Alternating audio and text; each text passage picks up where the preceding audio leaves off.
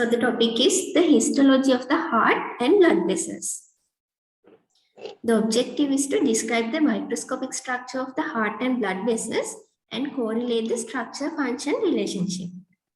Okay.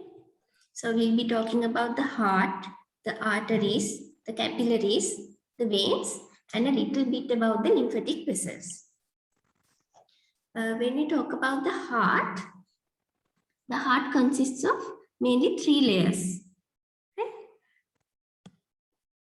So if you look at the heart, this is the heart cavity, right? The internal most part. We have the endocardium, we have the myocardium, and we have the epicardium. So the endocardium is the most internal layer. We have a layer of simple squamous cells. So these are called endothelial cells. And also there's a bit of connective tissue, supportive connective tissue. In the myocardium, you have cardiac type of muscle cells. So you know that cardiac type of muscle cells have a few branches. They have cross striations, and you have the intercalated discs. So this myocardium is filled with this cardiac type of muscle. In the epicardium, we have again a layer of simple squamous cells on the outermost layer. These are called mesothelial cells. And again, you have a supportive connective tissue, and you have the blood vessels in this epicardium. The blood vessels of the heart are called coronary vessels, right? Coronary arteries. And these are situated in this epicardium, right? So this epicardium is actually the visceral layer of the serous pericardium.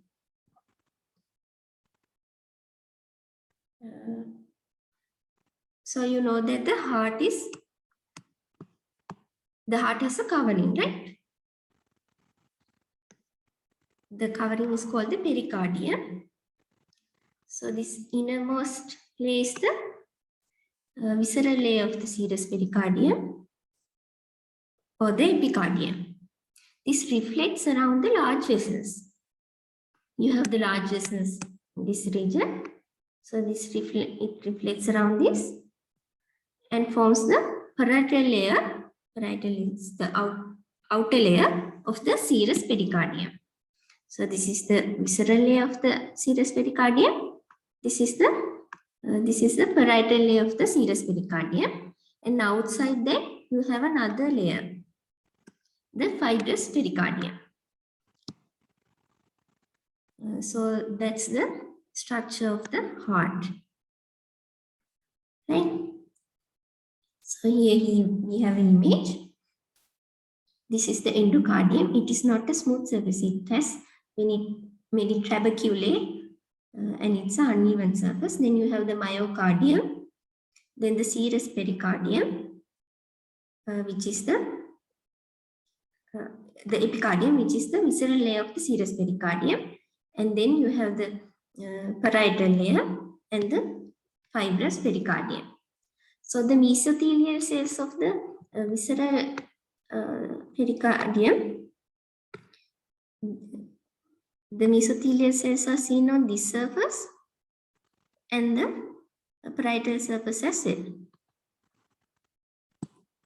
So like this, you have the mesothelial cells and a potential cavity, right? So this is filled with fluid. So this layer is filled with fluid, and this helps reduce the friction when the heart contracts, right? When the heart moves, this layer of fluid reduces the friction.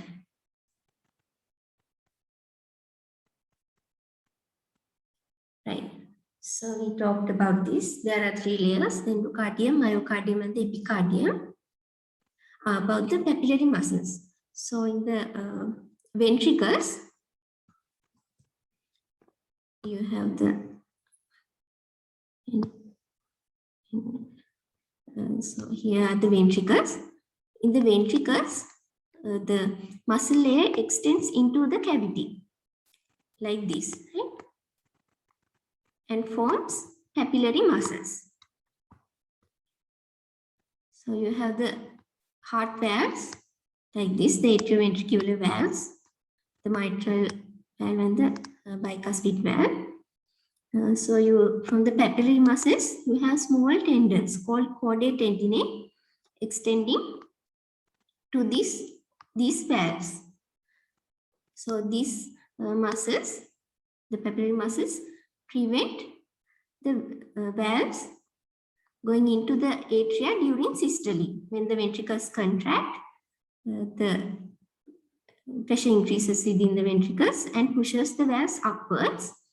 And these papillary muscles prevent these valves moving into the atria. Yeah, so that's about the papillary muscles. Epicardium, we talked about these things. Yeah, so the epicardium contains the vessels and the nerves. Then about the cardiac skeleton. Cardiac skeleton, though it says skeleton, it doesn't contain skeletal tissue. It's just consists of dense fibrous connective tissue, right? So again, if you draw the heart, you have the heart like this. You have the pulmonary valve, the aortic valve, and the atrioventricular valves like this, right? They are all in like a similar plane. If you look at a cross section, right? So these valves are the outer ring is covered by this dense fibrous connective tissue. This connective tissue extends between the atria upwards and between the ventricles downwards as well. So there's a skeleton-like structure around these areas. These help to support the valves. So the valves originate from this cardiac skeleton, right? So it also provides sites of insertion for the cardiac muscles. And these areas between the atria and the ventricles provide electric insulation between the atria and the ventricles. So electric signals traveling across these septa are prevented by this cardiac skeleton.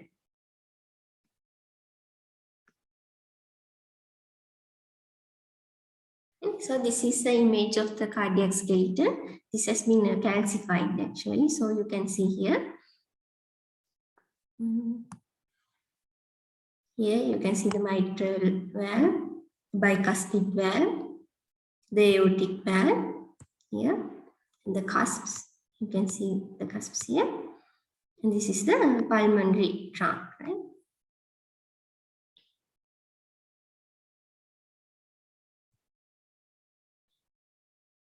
So then about the conducting system of the heart. You know that the heart creates its own impulses, right?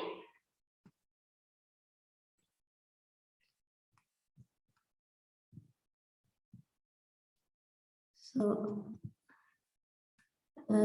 this is where the superior vena cava opens, and just below that you have a node called the SA node. This is where the electric impulses of the heart begin, right? So at the floor of the right atria, you have the AV node. So the electric impulses start at the SA node and conducts to the two atria. And when the impulse reaches the AV node, it transmits the impulses to the interventricular septum through the bundle of His. Right? And then you have the right and left bundle branches, which turn into the ventricles at the apex of the heart and supply the muscles of the ventricles, right? So these are called Purkinje fibers. So these are actually, this whole conducting system is made up of modified cardiac muscle fibers. Right? They are also cardiac muscle fibers, but have different features. Right? So they have less myofibrils, a contractile component, and are more pale staining. Right? So these are situated beneath the endocardium, just below the endocardial layer, which is called the subendocardial layer.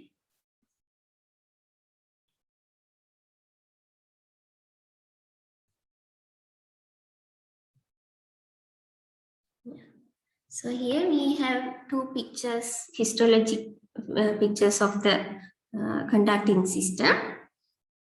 Here in this picture,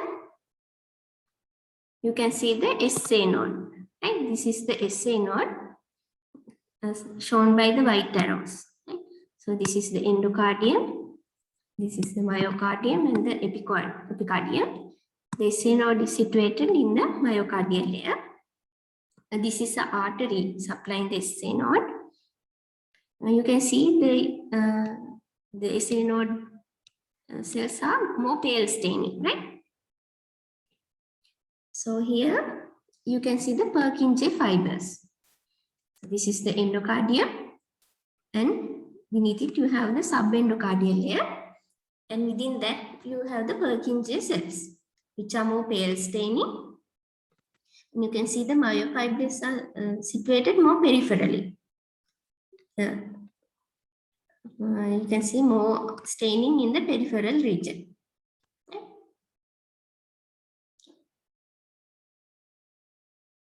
Okay, so now we come to the blood vessels. All blood vessels have a common basic structure.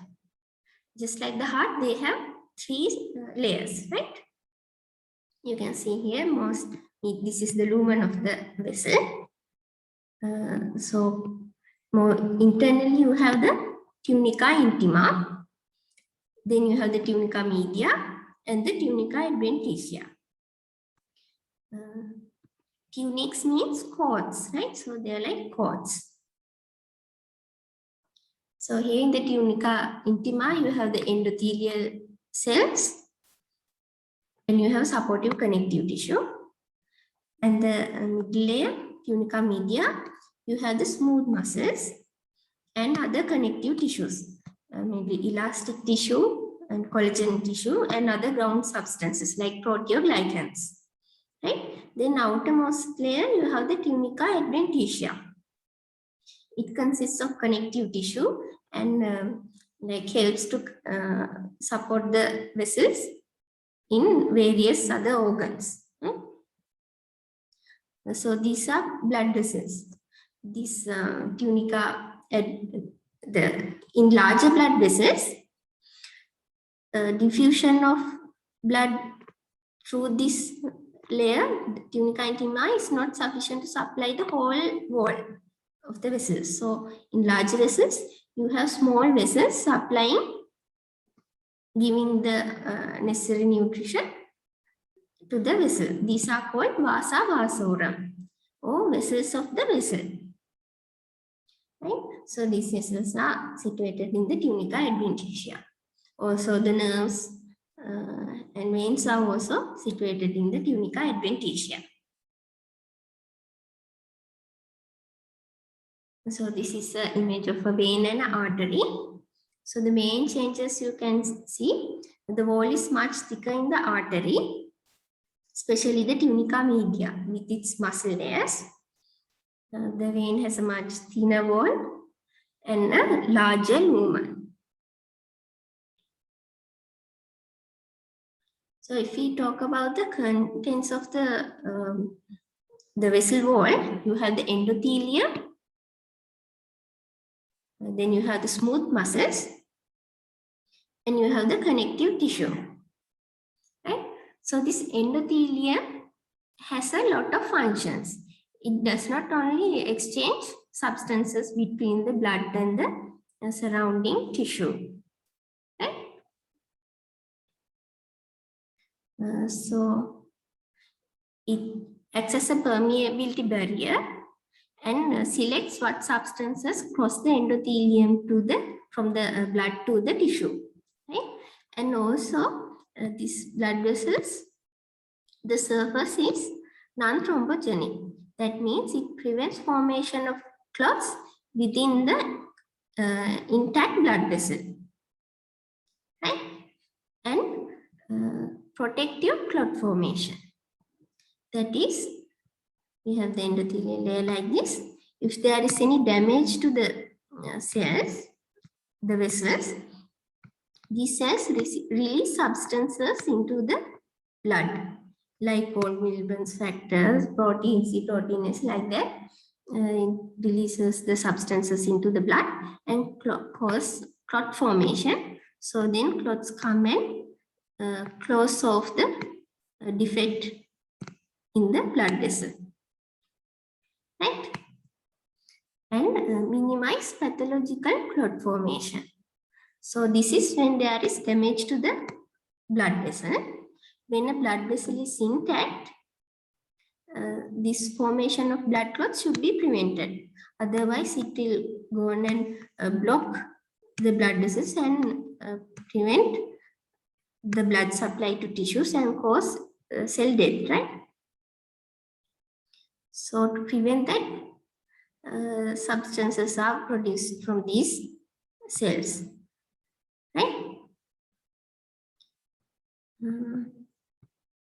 So then the next is regulate local vascular tone and blood flow.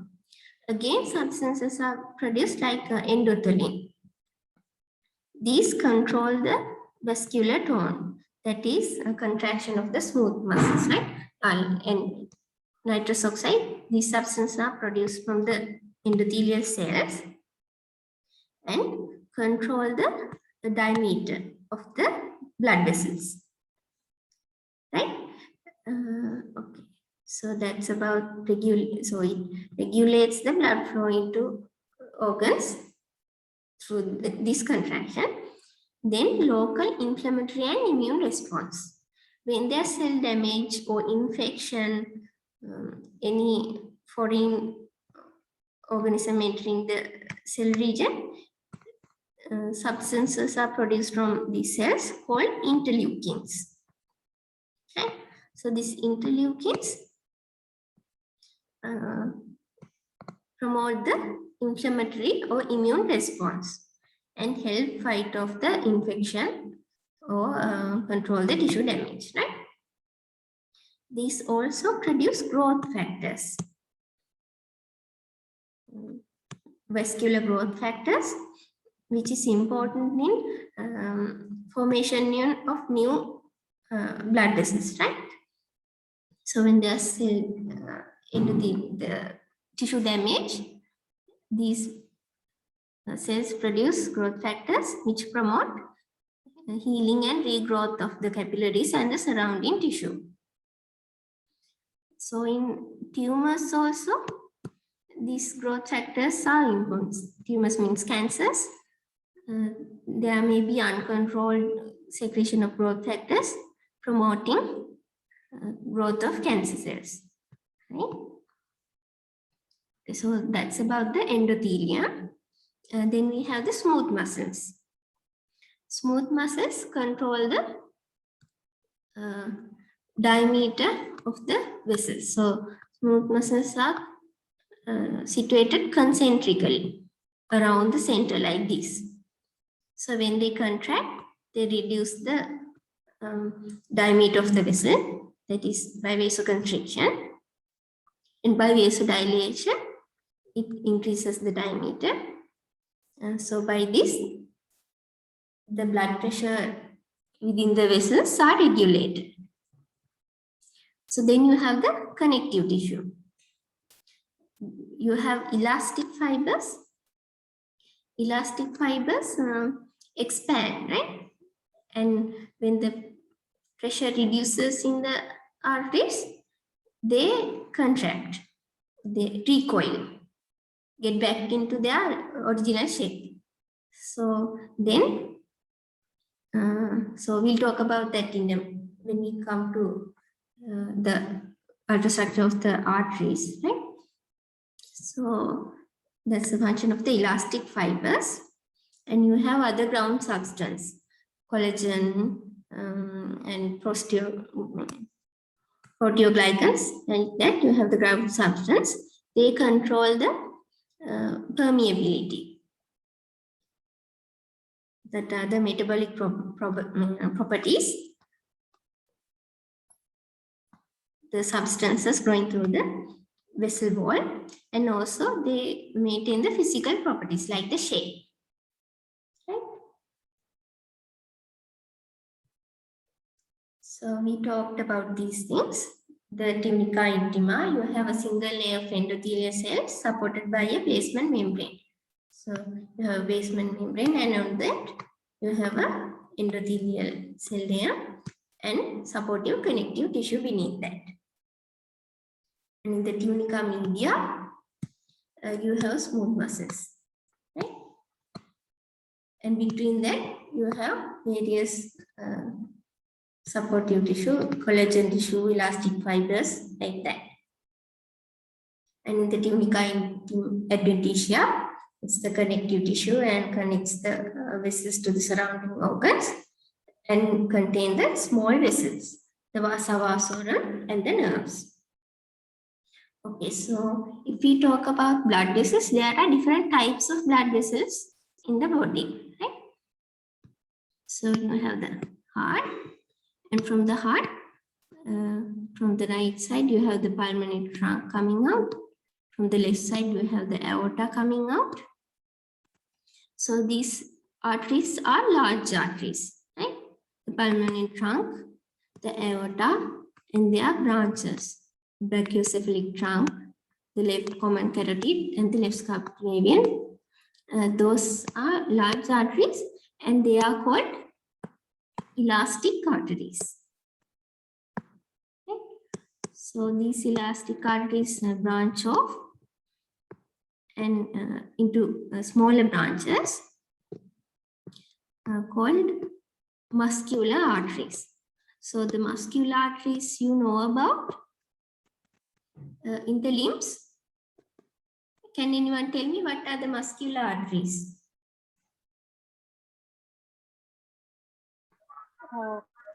Madam, is brachial artery a muscular artery?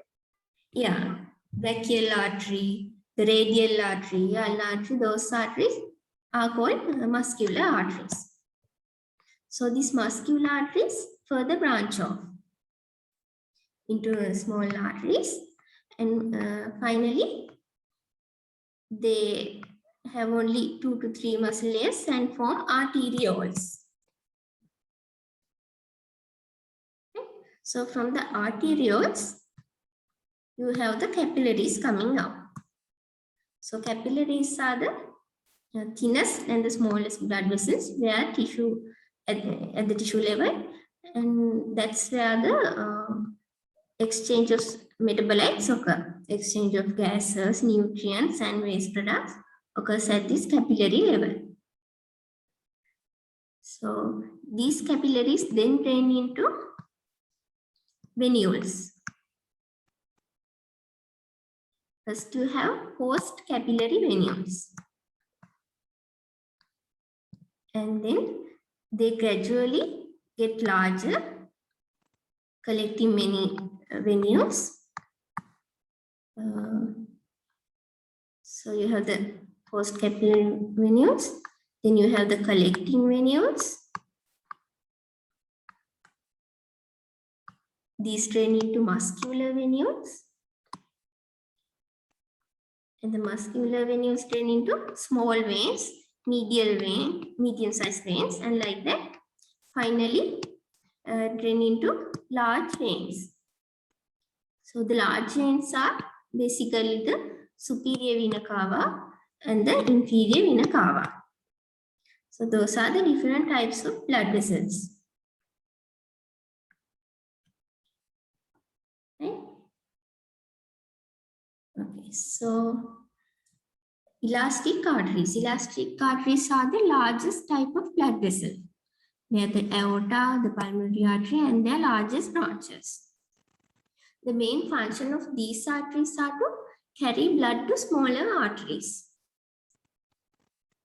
Right? So,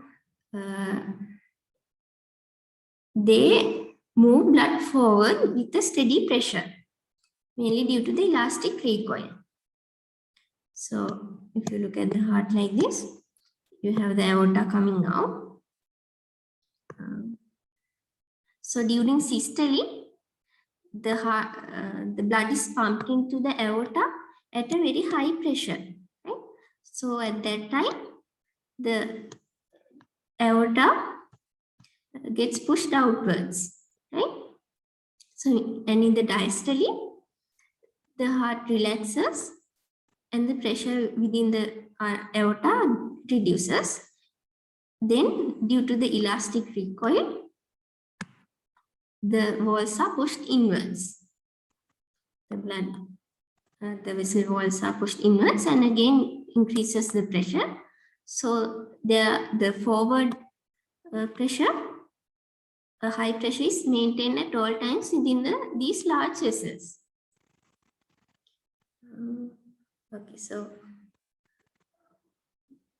you have the intima and supportive connective tissue, and in the media,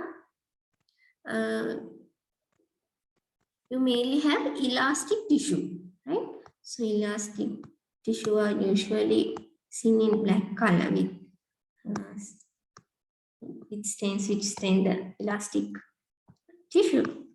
So these large arteries have a lot of elastic tissue.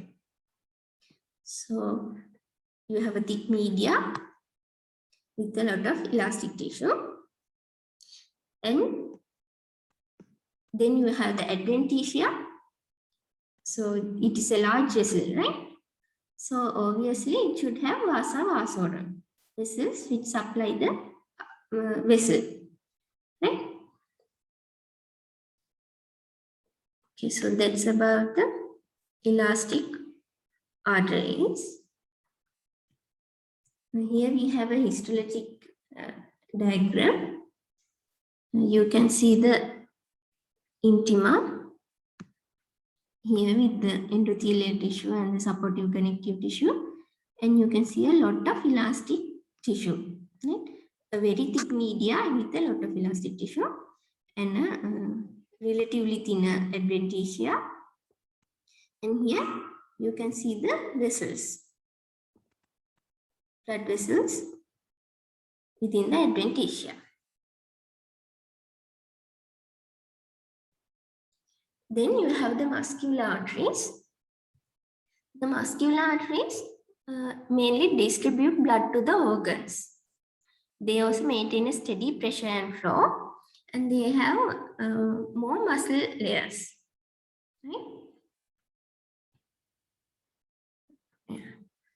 So you have the intima, media, and the adventitia. You have the endothelial cell layer and supportive connective tissues. And in the media, you have a lot of smooth muscles. And between the smooth muscles, you have a few connective tissues. And in these muscular arteries, elastic tissue is mainly concentrated into two regions, as the outermost layer of the intima and the outermost layer of the media. So at these margins, there are a lot of elastic tissue. They are called the internal one, which is closer to the lumen, is called the internal elastic lamina. Right? And the outer one is called the external elastic lamina. Okay. So in the muscular arteries, also you have nerves and vasa vasorum.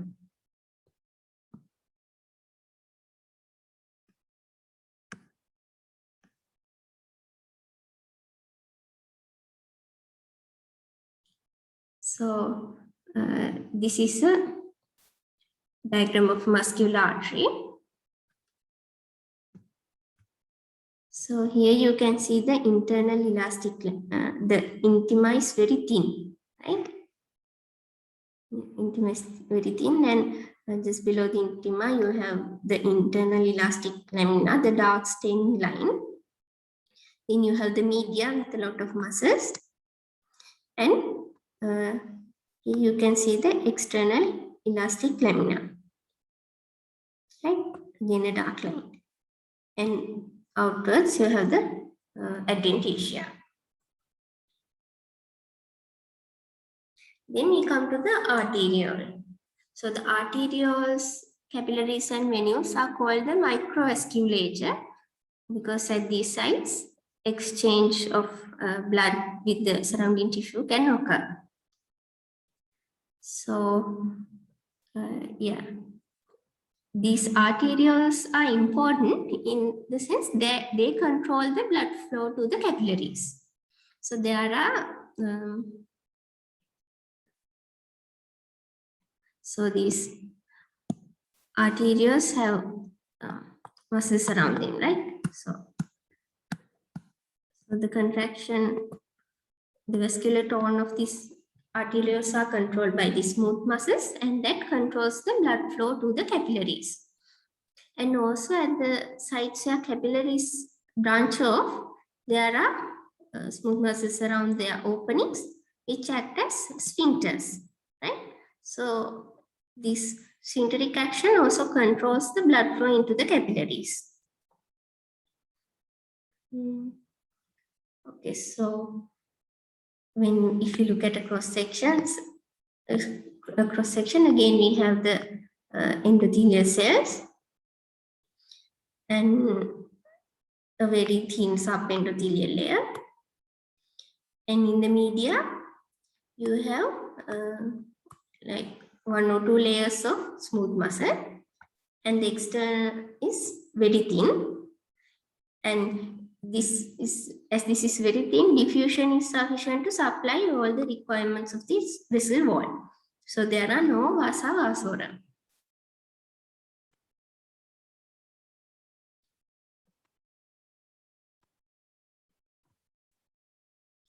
So here you can see a arteriole.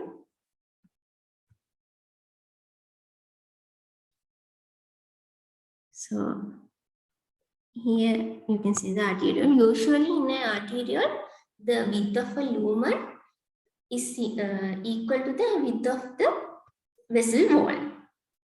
You can see a small intima and 1 or 2 layers of smooth muscle and a thin adventitia. Here is a capillary, and you can see a venule. Yeah, so that's about the arterioles. Then you have the capillaries. Capillaries is where the exchange of metabolites occur. Right?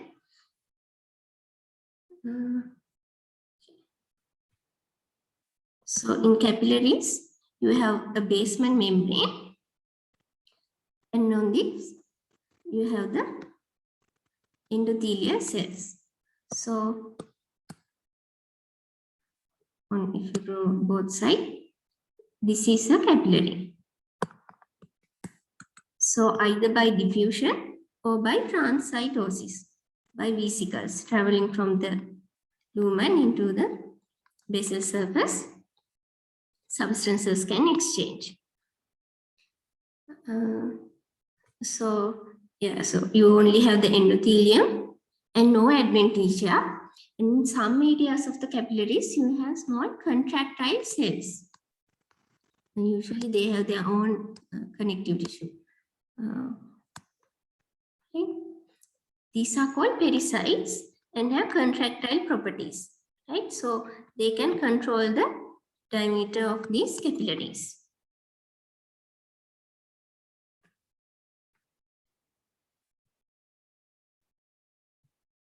Yeah, so here you can see a longitudinal view of a capillary here, right? So you can see there's only endothelium, And the diameter of this capillary is the diameter of a red blood cells. These are red blood cells, so one red blood cells completely fills the lumen. This is a pericyte, you can see here. Another cell outside the endothelium. These are pericytes. So here, this is an electron microscopic view of the capillary. You can see the endothelial cells. This is a continuous capillary, right? So there are junctions, very strong junctions between these endothelial cells. This is the nucleus of endothelial cell. And here you can see a pericyte. It surrounds the endothelial cells and can contract and control the size of the lumen of the capillary. You can see there is no adventitia. So the capillaries, there are different types, right? They are continuous, fenestrated, and sinusoid or discontinuous. The continuous ones have a continuous basement membrane. So they have a continuous basement membrane, and between the endothelial cells, there's a very strong junction. Right? There are tight junctions between the endothelial cells, so between these cells, there's a very well regulated substance exchange. So usually a lot of tissue has this continuous type of capillaries. So muscles, connective tissues, lungs, exocrine glands, and nervous tissues, they all have this continuous type of capillaries. Then you have the fenestrated type.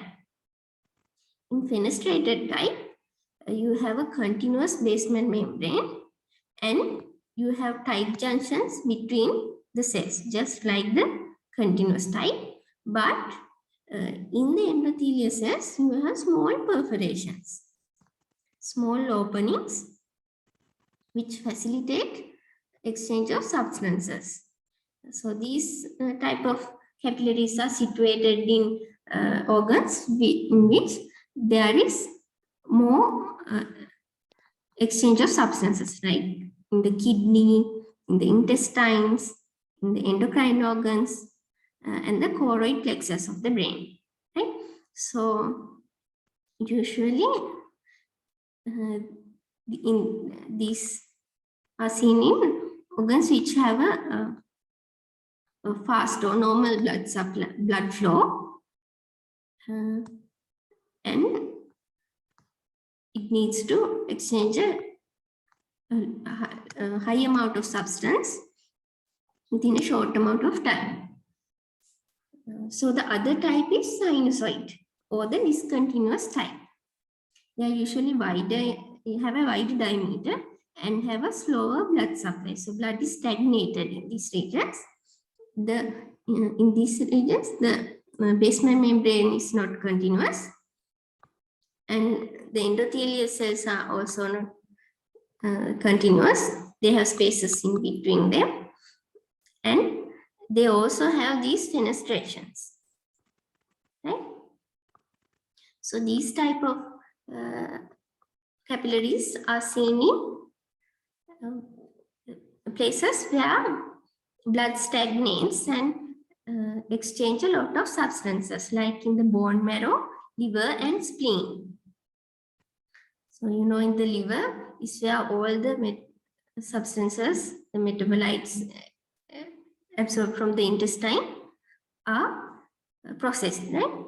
So in the spleen, you have a lot of lymph tissue and a lot of immune functions happening. So a lot of white blood cells are produced and exchanged. So there's a lot of substance exchange going on in the spleen, and also in the bone marrow. There are white blood cells and red blood cells are produced. Right?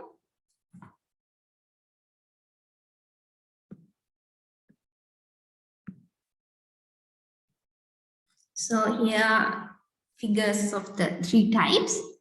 Here you can see a continuous capillary. You can see that the endothelial cells are continuous and have junction, are tightly bound together, right?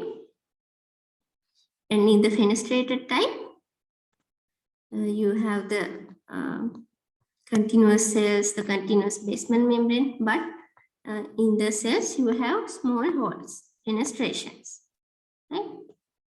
These are the sinusoids. So the basement membrane is discontinuous and the endothelial cells are also discontinuous and they also have fenestrations, small holes. So now we come to the venules. Venules collect blood from the capillaries, right? They drain the capillary bed. So these venules are also the site where white blood cells migrate into and out of the circulation. So white blood cells at site of infection or inflammation, rather than the capillaries, venules are the sites where they move into and out of the endothelium, right? So this is the vessel wall. So in the venules, these junctions between the endothelial cells are not very strong. So between these and through transcytosis, cells move outwards into sites of inflammation, right? So these venules have an endothelial cell layer, very thin subendothelial layer, and in the media, the post-capillary venules don't have any muscles, only few pericytes, and the collecting venules also have more pericytes than the capillaries and the post-capillary venules. But in the muscular venules, they have around 2 to 3 smooth muscle layers. All these venules don't have a significant adventitia.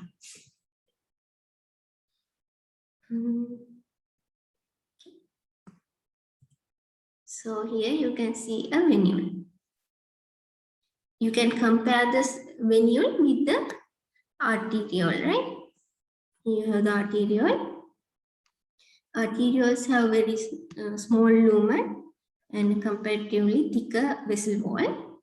Venules, the lumen is much larger and the wall is much thinner, right? Okay, so here you can see a muscular venule, right? So here you can see a few layers of muscle cells. You can see blood cells within the venule and a small endothelial layer.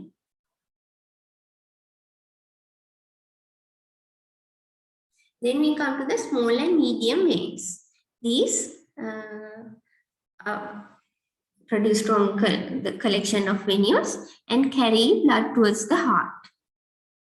They are usually situated close to muscular arteries. So usually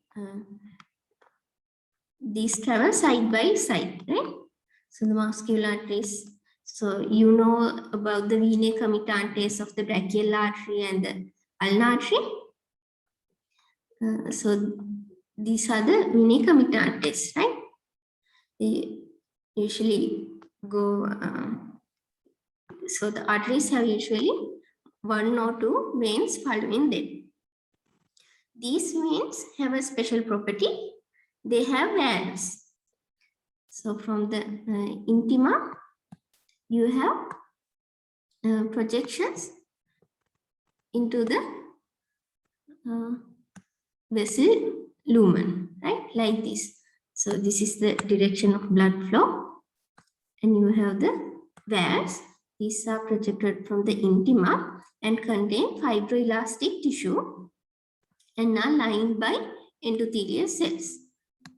So when there's a high blood flow, these valves get flattened and allow blood flow. But if this blood tries to flow backwards, it closes down like this.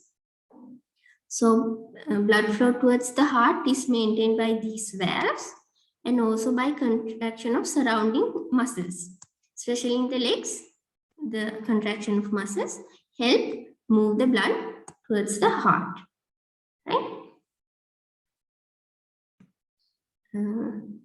Yes, so you have the endothelial layer, you have the subendothelial connective tissue, and a thinner media than the arteries, right?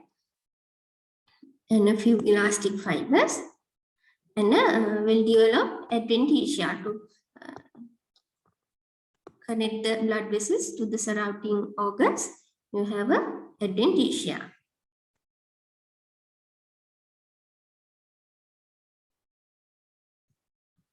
So here you can see a muscular artery and a small or medium vein. You can see the wider diameter and a thinner wall. So now we come to the large veins, which are the inferior and superior vena cava. They directly return blood to the heart. So again in the intima, they have prominent valves. Just like in the medium, small and medium veins, they have prominent valves made by fibroelastic tissue and lined by endothelium. And in some areas, not all areas, you can have internal elastic lamina like what we had in the muscular arteries, collections of elastic tissue. So you have the endothelial cells in the supportive connective tissue, media, and the adventitia is very thick. In this sense, the adventitia is the thickest layer. So you have elastic tissue as internal elastic lamina in some areas. And in the media, you have few muscle layers. And again, you have vasa vasorum and nerves in the adventitia. Okay. So here you can see a histologic diagram, right? Here you have the intima with the internal endothelial cell layer. Then you have internal elastic lamina, the media, and a much thicker adventitia. Here you can see a valve, right? So it's projected from the intima. It has fibroelastic tissue and is lined by the endothelial cells. Okay, so then we come to the lymph vessels. Lymph vessels, so when the blood is supplied to the tissues, all the fluid does not enter the venules, right? So there is some fluid retained in the between the cells. This is called interstitial fluid, and so if we look at the diagram, so between cells you have this fluid, right? So these fluid is collected by lymph vessels. There are small lymphatic capillaries which first collect this fluid from the tissues, right? So you have these endothelial cells of the lymphatic vessels, and there are small spaces between these cells, right? So these spaces are held open by anchoring filaments. These are filaments which hold the spaces open and are bound outside to the peripheral tissue, right? So through these held open spaces, the fluid enters the lymphatic capillaries, right? So they are close-ended, right? Start from the tissues. So they have an incomplete basement membrane, so they can collect the fluid efficiently. Then you have the larger lymphatic vessels, which collect the lymph from the lymphatic capillaries. So in this diagram, here we can see a lymphatic vessel, and this is a venule. So lymphatic vessels are similar to veins, but they have a thinner wall. So this is a vein, right? So they are thinner wall compared to the veins. You can see there are obviously no red blood cells in the lymphatic vessels. And the lymphatic vessels also have 3 layers, intima, media, and adventitia, but they are not so prominent as in the veins. So then finally, again, these lymphatic vessels have valves, right? They have more valves than veins. So this is the direction of the lymph flow. So if lymph has any backflow, it will close down the valve and prevent flowing of lymph in the opposite direction. Okay, so all the the lymph through the lymphatic vessels reach 2 main lymphatic ducts, called the thoracic duct on the left side and the right lymphatic duct on the right side. So these are similar to large veins and have smooth muscles in the middle layer and vasa vasorum and nerves in the adventitia. Right? So if we look at the heart, you have the superior vena cava, the brachiocephalic trunks, the internal jugular vein, and the subclavian veins like this. So the lymphatic ducts drain into the confluence of these internal jugular vein and the subclavian veins. So on the right side, you have the right lymphatic duct, and on the left side, you have the thoracic duct. So at this point, the lymph from the body enters the venous system. And with the venous blood, they enter the heart.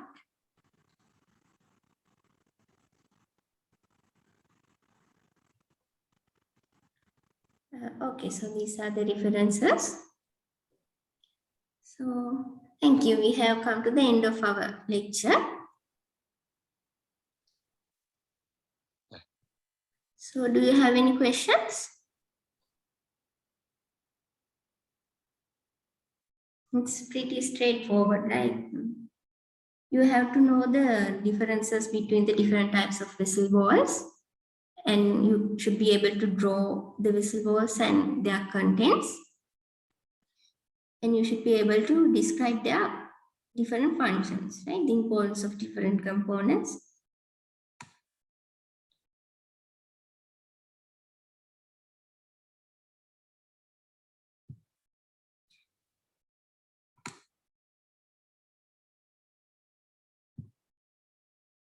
So did all of you write down your names?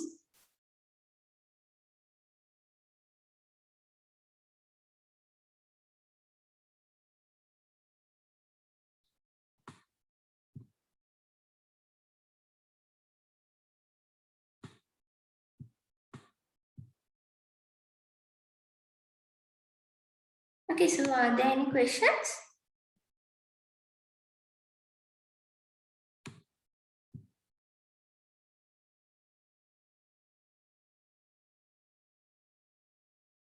We'll have the practical session next week and look at a few slides.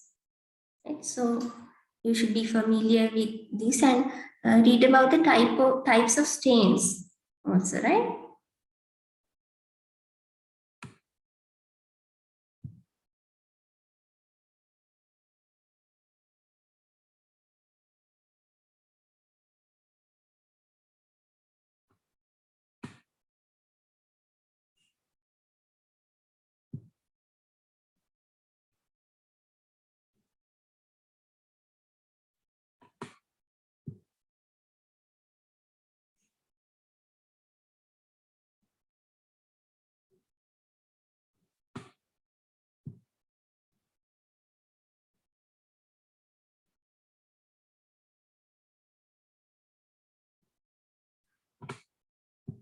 Okay then. If you don't have any questions, shall we end the session?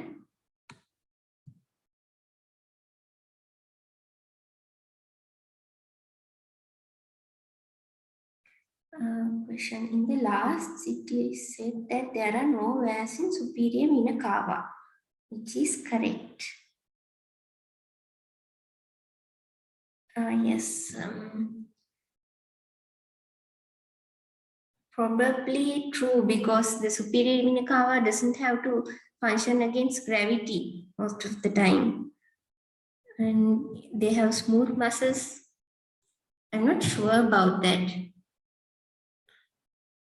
It may be true.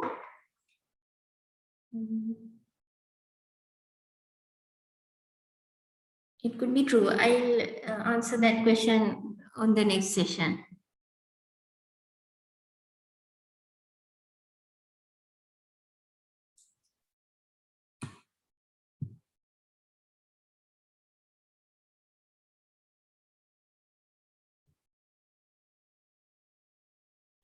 Is that all? Is there any other questions? If you have any doubts, ask me. So if I'm not sure, I can answer in the next session.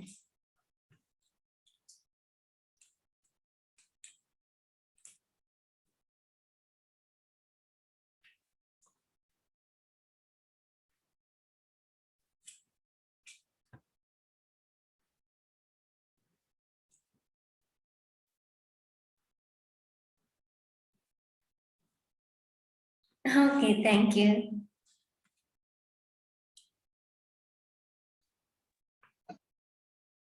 Thank you, madam. Thank you, madam. Thank you, madam. Okay, thanks. Thank you, madam. Thank you, madam. Thank you, madam. Thank you, madam. Thank you, madam. Thank you, madam.